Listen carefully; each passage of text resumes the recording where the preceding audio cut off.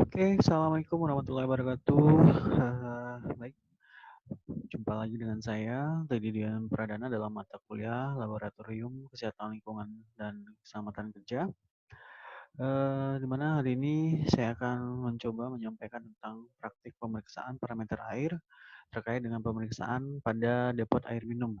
Ya, sebagaimana kita ketahui memang pada depot air minum itu banyak sekali permasalahan-permasalahan kesehatan yang timbul dikarenakan bisa saja karena sumber air, bisa juga karena kondisi sanitasi di depot yang kemudian mengakibatkan timbulnya bibit penyakit ataupun berkembang biaknya bibit penyakit pada air yang ada pada depot yang kemudian dikonsumsi oleh masyarakat. Nah, untuk lebih jelasnya terkait dengan pemeriksaan ataupun tata cara dalam pemeriksaan pengambilan sampel pada depot air minum, kita akan kaji pada bahasan berikut ini.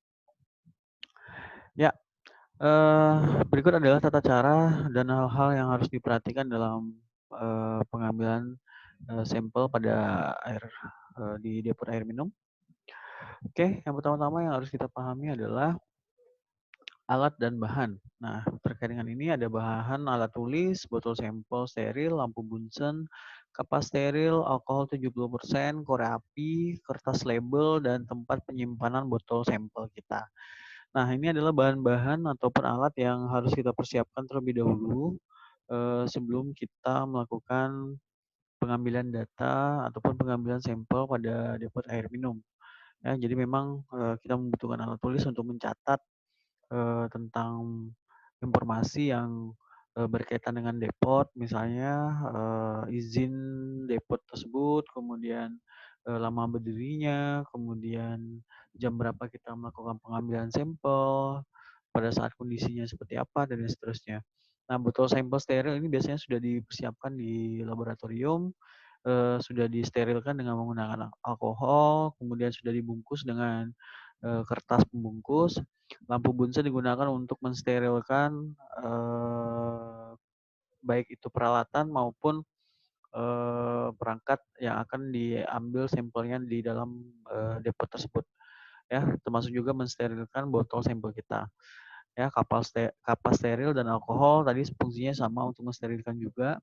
Korek api untuk menghidupkan lampu bunsennya, kertas label untuk memberikan label pada botol sampel, kemudian tempat penyimpanan botol sampel bisa berupa termos atau plastik yang digunakan untuk menghindari kontaminasi botol sampel kita.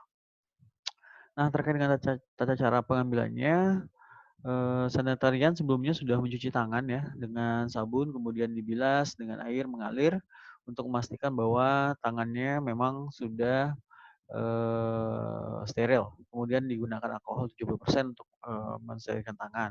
Lampu bunsen dinyalakan, kemudian untuk sarana berupa perpipaan, keran dengan outlet, maka keran dibuka terlebih dahulu, kemudian dialirkan selama 1 menit, kemudian mulut keran dibakar atau dipanaskan dengan lampu bunsen selama 1 menit. Kemudian dibuka tutup botol sterilnya, kemudian mulut botol dipanaskan dengan lampu bunsen selama 1 menit untuk memastikan steril. Masukkan air ke dalam botol sampel sampai 3/4 botol yang terisi, jangan sampai terlalu penuh. Kemudian bakar kembali botol tersebut dengan lampu bunsen selama 1 menit. Selanjutnya kita tutup kembali botol dengan kapas steril, mengisi label dengan keterangan nomor sampel kita, nama pemilik sampel, alamat pemilik, jenis sarananya, jenis pemeriksaan yang dilakukan, apakah kimia atau biologi, lokasi titik pengambilannya di mana, tanggal dan waktu pengambilan dan pengiriman, nama petugas pengambil sampel. Memasang label pada botol, kemudian kita letakkan sampel pada tempat pengumpulan sampel untuk segera dibawa ke laboratorium. Tidak boleh terlalu lama di dalam laboratorium karena khawatir akan ada kontaminasi ketika kita terlalu lama menyimpan botol sampel ke laboratorium. Nah, berikut video contoh pengambilan sampel air pada depot air minum. Ya, pertama-tama memang ini kita panaskan ya dengan lilin tadi atau lampu bunsen dipanaskan untuk bagian mulut kerannya. Nah, kemudian botol sampel, nah ya tadi ya kita buka botol sampelnya yang sudah disterilkan terlebih dahulu. Ini airnya kita hidupkan, kita biarkan mengalir ya, supaya jangan sampai ada sisa-sisa kotoran di mulut keran yang tersisa yang kemudian akan mempengaruhi kualitas sampel. Kita isi botol, kita tuang, jangan sampai terlalu penuh, cukup 3/4 saja. Kita panaskan lagi mulut botol sampelnya, kemudian ditutup dengan kapas lagi ya. Nah, kemudian kita tutup kembali dan kemudian sampel sudah siap untuk dilakukan pemeriksaan. Ya, ada beberapa catatan dalam video ini.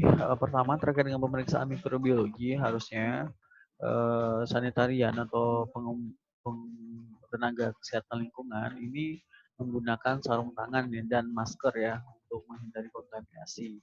Terutama karena penelitiannya adalah mikrobiologi atau pemeriksaan mikrobiologi, kontaminasi pada tangan maupun pada mulut itu rawan sekali atau rentan, sehingga perlu digunakan masker dan sarung tangan sebagai tidak hanya sekedar APD tapi juga memang sebagai standar terkait dengan pemeriksaan sampel air yang berhubungan dengan mikrobiologi ya. Jadi harus menggunakan sarung tangan, harus menggunakan masker. Nah, tadi kita lihat juga petugas mencatat informasi-informasi yang berkaitan dengan depot air minum yang diperiksa ya, berisi tentang nama pemilik sampel, alamat pemilik sampel, jenis sarananya, jenis pemeriksaan, lokasi pengambilan, tanggal pengambilan data, siapa petugas yang melakukan pengambilan sampel. Nah, ini dilakukan untuk memastikan memang sampel air ataupun air yang dikonsumsi oleh masyarakat yang bersumber dari depot air minum itu memang aman dan layak untuk dikonsumsi. Nah, ini adalah tata cara dalam pengumpulan ataupun pengambilan sampel air pada depot air minum. Mungkin itu ya yang harus diperhatikan dalam pengambilan sampel air minum kita yang berhubungan dengan depot. Mudah-mudahan informasi ini bermanfaat untuk kita semua. Terima kasih atas perhatiannya. Kurang lebihnya saya mohon maaf. Wassalamualaikum warahmatullahi wabarakatuh semuanya.